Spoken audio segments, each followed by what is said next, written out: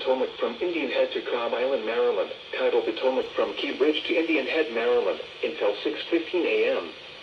At 5:12 a.m., strong thunderstorms were located along a line extending from 37 nautical miles northwest of Tidal Basin to 32 nautical miles west of Key Bridge to 40 nautical miles northwest of Leesylvania State Park, moving east at 60 knots.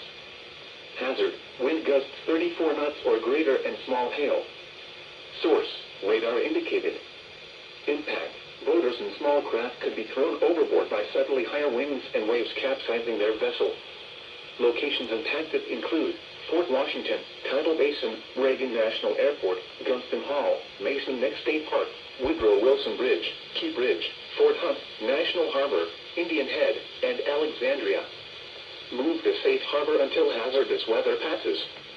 Move to safe harbor immediately as gusty winds and high waves are expected. The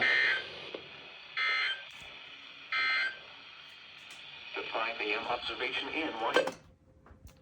Well, that's some really weird wording. I've never heard it say move to safe harbor until hazardous weather passes, and then immediately say something else after that. Okay, well,